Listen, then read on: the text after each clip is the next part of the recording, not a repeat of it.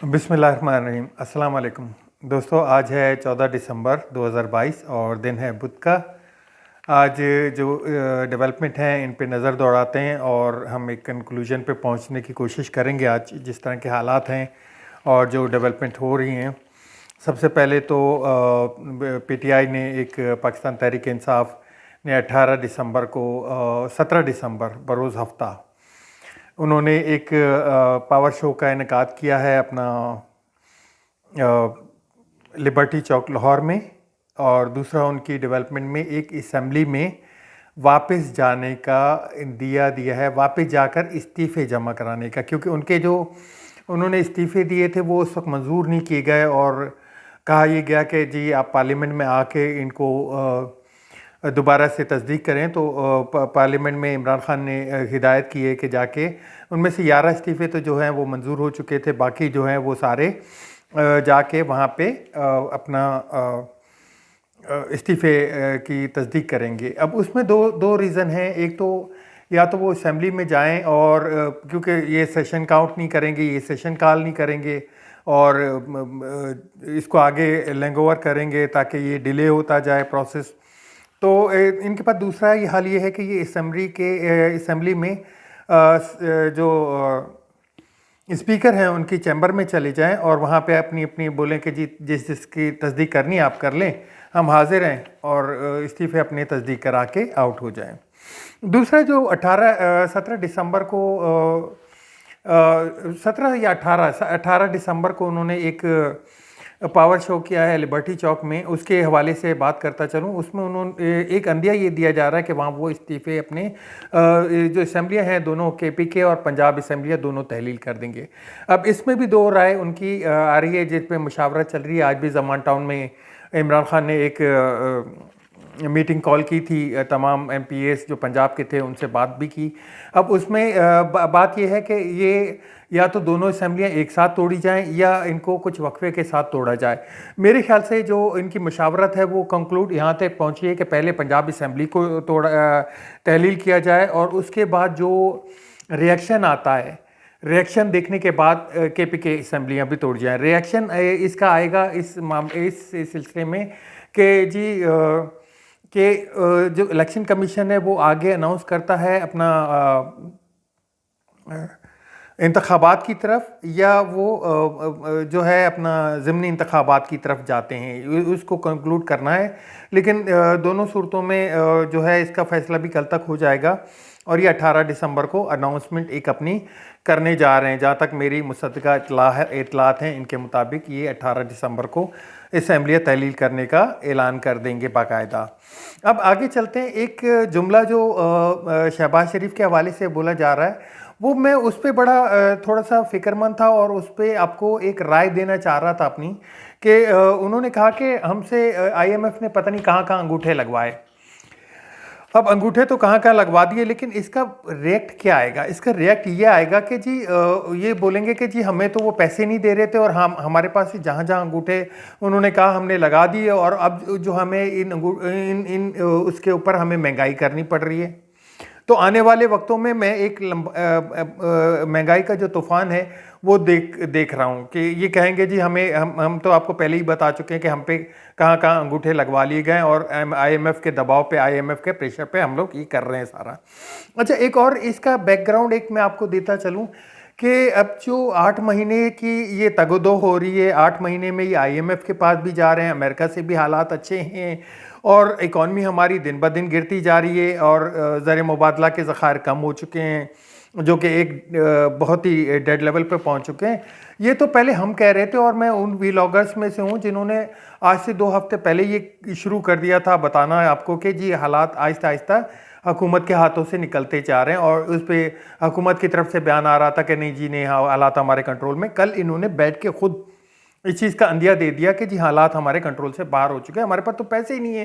पहले इन्होंने कहा कि जी पैसे ही नहीं है, बैंकों में क्या रखें। उसके बाद सैलरियां भी बंद हो चुकी हैं, डाकखाने की सैलरियां बंद हैं, रेलवे की सैलरियां बंद है पिछले 2 महीने से। आगे चलते हैं जी। आज की जो इन्होंने जो वजारत ख़ारजा के ऑफिस हैं जो मुल्कों में हमारे सफ़ीर हैं उनकी भी सारी सैलरीज रोक दी गई हैं, उनके सारे कट ऑफ कर दिए गए हैं। तो उन्होंने खुद मुंह से मान लिया अब तो कि जी हालात इतने बेकाबू हो चुके हैं। अब मैं आपको जहाँ पे ले जाना चाह रहा हूँ वो ये कि आज तो इनकी आईएमएफ से बात हो रही है, ये इमरान खान के ऊपर इल्ज़ामात लगाते हैं कि जी इमरान खान ने आईएमएफ की कोई बात नहीं मानी, जिसके लिए आईएमएफ हमें सीधे मुंह बात नहीं करता। अमेरिका से इनके उस दौर के मुकाबले में अब बहुत अच्छे हालात हैं, क्योंकि इनके बाकायदा इनके मुंह से खुद कि जी इमरान खान का तो बाइडन फ़ोन ही नहीं उठाता। अब मैं पूछना ये चाहूँगा सिर्फ कि इमरान खान के पास ऐसी कौन सी छड़ी थी कि उस हालात में भी इमरान खान ने बहुत अच्छी इकॉनमी चलाई, जॉब क्रिएशन की, 55 लाख जॉब क्रिएशन की, जीडीपी का रेट 6% से ऊपर था, और ज़र मुबादला के ज़खायर भी हमारे तकरीबन 16 अरब डॉलर थे। पेमेंटें भी सबको की जा रही थी, इवन ये कि कर्ज़ों की किस्तें भी पेमेंट की जा रही थी, और मुल्क में बहुत डॉलर की वाफर भी थी। इतने बुरे हालात नहीं थे, इतने अच्छे नहीं थे तो इतने बुरे भी नहीं थे।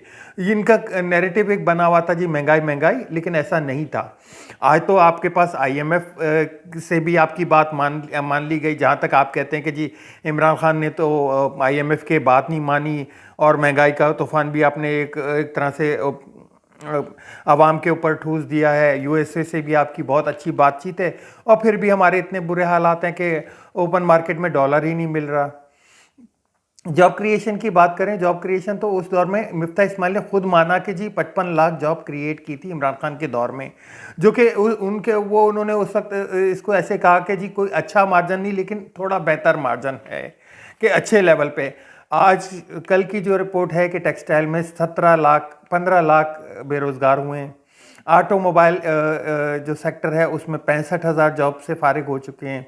एक और आपको बताता चलूँ साथ ही कि तकरीबन कोई जो बाहर मुल्क जाने वाले लोगों की जो एक फिगर थी, वो पिछले सन 2020 और 21 में तकरीबन 2-2.5 लाख हुआ करती थी।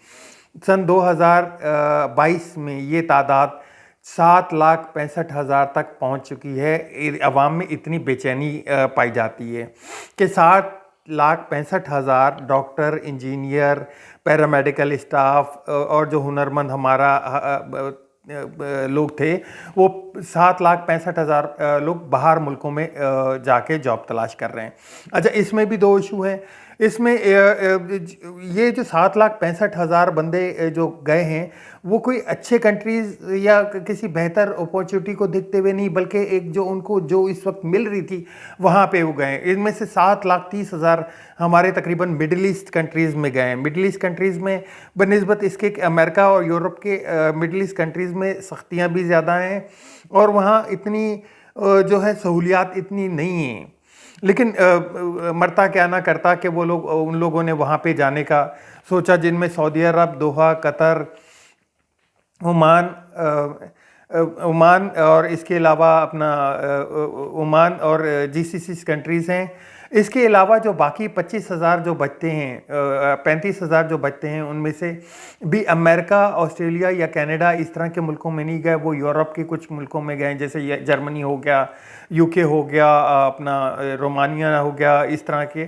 तो इसकी तादाद 3 गुना ज़्यादा हुई है। तो ये एक अवाम में बेचैनी पाई जाती है, अवाम में एक तरह से जॉब लॉस का डर, और जो पाकिस्तान के हालात लग रहे हैं उनको देखते हुए ये कदम उठाया गया है। और लोगों ने इतनी, और इससे डबल तादाद एक सर्वे के मुताबिक अगर पाकिस्तानियों को कहीं वीज़ा मिल जाए जाने के लिए, तो 65% पाकिस्तानी जो हैं वो कहीं भी जाने के लिए इस वक्त तैयार बैठे हैं। तो ये एक अच्छी चीज़ नहीं है कोई इसको हम लोग बोलें कि जी हमारे 7,65,000 एक साल में अगर जो हमारा स्किल पर्सन है जो निकल गया है, तो ये आने वाले हालात में, आने वाले दिनों में हमें एक तकलीफ़ पहुंचाएंगे। तो आगे चलते हैं जी। ये तो हालात हैं, और एक अंदाजे के मुताबिक जो बिलावल ज़रदारी हैं, जो वज़ीर ख़ारजा हैं हमारे, उनके जो बैरूनी दौरे शुरू हुए थे वो अभी तक तो मेरे ख्याल से कोई पिछले काफ़ी अरसे से पाकिस्तान नज़र नहीं आए। उनके दौरों पे 1 अरब 75 करोड़ रुपए खर्चा आ चुका है। अभी भी वो, अब से कुछ देर पहले वो अमेरिका उतरे हैं और अमेरिका एक हफ्ते के दौरे पे गए। उससे पहले वो दोहा गए हुए थे वर्ल्ड कप के लिए, और उससे पहले उसके बाद वो दुबई गए थे, और इनके दौरे मुसलसल चले जा रहे हैं। तो 1 अरब 75 करोड़, ये वो मुल्क है जो के बता रहे हैं कि जी हमारे जेबों में तो पैसे ही नहीं है, हमें तो कोई हम क्या कर सकते हैं, हम सैलरियाँ नहीं दे सकते, पेंशन नहीं दे सकते। और उधर से कहते हैं कि इसाक डार का बयान है कि जी हम डिफ़ॉल्ट की तरफ नहीं जा रहे, बल्कि अमेरिका की पोजीशन हमसे, अमेरिका 1 ट्रिलियन जो उसके ज़र मुबादला के जो ज़ख़ायर हैं वो ट्रिलियंस में हैं। हमारे पास इस वक्त जो ज़र मुबादला के ज़ख़ायर वो 6.9 अरब डॉलर हैं। वो भी हमारे अपने नहीं है, वो भी यूएई के और सऊदीया के और चीन के रखे हुए हैं हमारे पास, उनको हम खर्च नहीं कर सकते। तो ये हालात बने हुए हैं।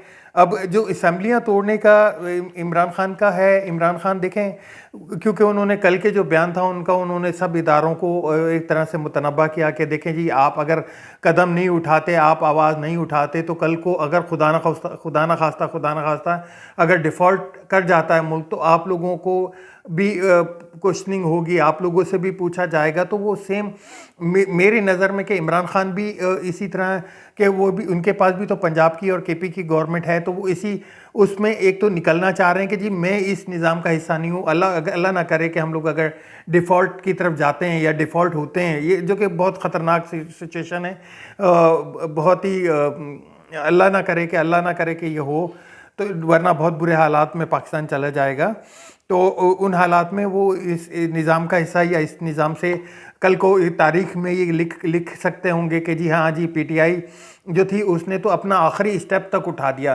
क्योंकि ये देखें, ये इतना आसान नहीं है कि आप जो दो असम्बलियाँ हैं आपके पास, 4 असम्बलियाँ, 4 में से 2 बड़ी असम्बलियाँ, और पंजाब की जो असम्बली है वो पाकिस्तान की सबसे बड़ी असम्बली है, उनसे आपने आपको आउट कर रहे हैं। तो ये एक आखिरी पत्ता जो उनके पास था वो भी वो खेल रहे हैं। इसके बाद और कोई पता नहीं। अगर ये पता नहीं चला इनका, तो फिर हमको इलेक्शन का इंतज़ार करना पड़ेगा। जब ये इलेक्शन कराएंगे तो फिर देखा जाएगा। लेकिन मुझे जो अंदाज़ा एक कंक्लूड लग रहा है वो इस चीज़ों का ये लग रहा है कि जी हम इलेक्शन की तरफ मूव ऑन हो जाएंगे, क्योंकि जो आदाद शुमार और जो चीज़ें बता रही हैं, इनका वाहिद हल सिर्फ फ्रेश मैंडेट है, फ्रेश इलेक्शन है। इलेक्शन की तरफ जाएंगे हम। 2-3 महीने हमारे हो सकते हैं मुश्किल में गुजरें, लेकिन हम लोग एक कम से कम न्यू मैंडेट के साथ खड़े होंगे। न्यू मैंडेट जो है वो जाके बात कर सकेगा। और इसमें भी न्यू मैंडेट देखें, अगर वो फुली इंतखाबात की तरफ चले आते हैं, पूरे मुल्क को एक इलेक्शन में ले जाते हैं, तो हो सकेगा, वरना तो वो शायद पंजाब और केपीके में हो। अभी कुछ देर पहले बात हो रही थी तो इमरान खान साहब से किसी ने कहा कि जी ज़मीनी इंतखाबात, मेरे ख्याल से हमाद अजहर ने साहब ने कहा, तो उन्होंने कहा यार ये तुम क्यों कह रहे हो, तुम 5 साल की कहो, 5 साल की हुकूमत में हम लोग जाएंगे, हम लोग इंतखाबात में इनको लेके जाएंगे किसी भी तरीके से। तो ये जी हालात थे। और आगे चलते हैं हम। राना सनाउल्लाह साहब ने एक प्रेस कॉन्फ्रेंस की है। इस प्रेस कॉन्फ्रेंस का मुझे कोई तुक नज़र नहीं आया, क्योंकि ये जो थी ये इसमें उन्होंने एडिशनल डीआईजी को बिठाया हुआ था अपने साथ, जो सीटीडी के थे, और ये प्रेस कॉन्फ्रेंस उन्होंने की थी जो पाकिस्तान में बम धमाका हुआ था जून के महीने में 2021 में, उस के पर बात कर रहे थे। मुझे इसका तुक समझ में नहीं आया कि ये टाइम, ये पीरियड कोई ऐसा नहीं है इसमें क्या। लेकिन मैं आपको एक अपनी एजम्पशन देता चलूं कि मुझे जो लग रहा है अभी ये ब्लेम करेंगे कि जी इसको उठाने की कोशिश करेंगे, एक नैरेटिव क्रिएट करने की कोशिश करेंगे। जैसा आप देखते होंगे कि इंडिया पाकिस्तान के थोड़ा सा वो बढ़ाने की और आवाम को एक उस रुख पे लगाने की कि जी देखें ये हालात ख़राब हैं, या इस तरह से अपना एक नैरेटिव बिल्ड करने की कोशिश करेंगे, और उस नैरेटिव के ऊपर ये शायद हो सकता है कि इलेक्शन की तरफ जाएं। लेकिन ये जो आज का वो था उनका प्रेस कॉन्फ्रेंस, ये इतनी कोई ऑथेंटिक नहीं है, या इतनी कोई पावरफुल नहीं है जो जिससे मुझे लगे कि ये कोई इससे बड़ा एक नैरेटिव क्रिएट कर सकेंगे और आगे की तरफ चल पड़ेंगे। तो मुझे इन हालात में ये होता हुआ नज़र नहीं आ रहा। बाकी देखें, जो हमारी नज़रें जो हैं वो 18 दिसंबर पे लगी हुई हैं। कल की जो डेवलपमेंट होगी वो भी मैं इंशाल्लाह आपसे डिस्कस करूंगा और आगे मिलेंगे नेक्स्ट व्लॉग में। अब मुझे इजाज़त दीजिए। मेरे चैनल को सब्सक्राइब ज़रूर कीजिएगा और मैं आपके कमेंट्स का वेट करूंगा। कमेंट्स आपके आने चाहिए कि आपको क्या लगता है कि 18 दिसंबर को इमरान खान साहब असम्बली तहलील करने की तरफ जाएंगे और उनको आगे उम्मीद है इलेक्शन मिल जाएगा पूरे मुल्क का, या सिर्फ पंजाब और केपी के असम्बलियाँ मिलेंगी। तो मैं मिलता हूँ आपसे नेक्स्ट व्लॉग में कल और आपके मैसेजेस का देखता हूँ कि आपकी तरफ से क्या मैसेजेस आते हैं मुझे। अल्लाह हाफिज़। पाकिस्तान जिंदाबाद।